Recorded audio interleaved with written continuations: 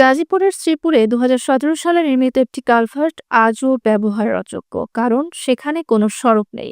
৮ বছর ধরে শুধু অবহেলার স্মারক হয়ে দাঁড়িয়ে আছে অবকাঠামো।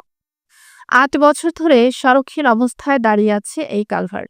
নির্মাণের উদ্দেশ্য ছিল এলাকাবাসীর চলাচল সহজ করা, কিন্তু সড়ক না থাকায় এখন সেটি হয়ে উঠেছে তাদের ভোগান্তির প্রতীক। ব্রিজটা হয়েছে আজকে ৮ বছর হয়েছে, কিন্তু ব্রিজটা কোনো কাজে আসে না। এবারে মানুষে খুব কষ্ট করে, মনে করেন ব্রিজটা রাস্তা আগে হওয়ার কথা ছিল, রাস্তা না হওয়াতে কিন্তু মনে করেন ব্রিজটা আগে হয়েছে, কিন্তু গাড়ি ঘোড়া মনে করেন মানুষ একটা অসুস্থ হইলে বা কোনো কিছু হইলে তারা মনে করুন খুবই কষ্ট করে বৃষ্টির দিন মানুষকে, বুড়া মানুষ অসুস্থ হলে তো কুলো হইরা মনে করেন হেদিকে নেন লাগে। তে মনে করুন আমার বিভাগে মনে করি রাস্তাটা কইরা দিলে সবচেয়ে মানুষের মনে করেন উপকার হয়।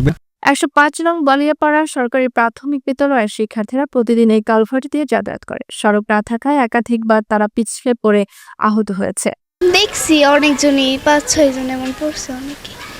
যাতায়াতে নামতে একটু সমস্যা হয়।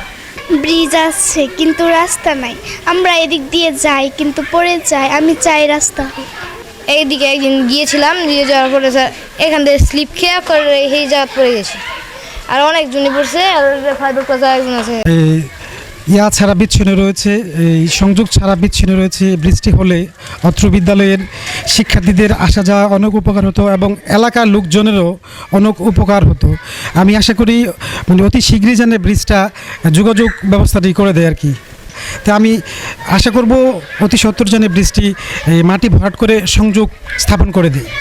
বালিয়াপাড়া একটি কালপাট গণমাধ্যমে জানতে পারি যে কালপাটটি নাকি ২০১৭ সাল থেকে পড়ে গেছে, কিন্তু সে তখন জানার সাথে আমাকে এই এলাকার লোক আজও পর্যন্ত কিছু বলে নাই। হয়তো আমি পড়ছি অল্প কিছুদিন হয়েছে, কিন্তু এই পর্যন্ত কেউ বলে নাই। তাদের মধ্যে জানতে পারে, তারা জিজ্ঞাসা করলে আমি বলছি যে দ্রুত ব্যবস্থা করে দেব। এলাকাবাসীর দাবি, দ্রুত সড়ক নির্মাণ করে এই কালভার্টের প্রাণ ফেরাতে হবে, যেন ৮ বছরের অবহেলা শেষ হয়।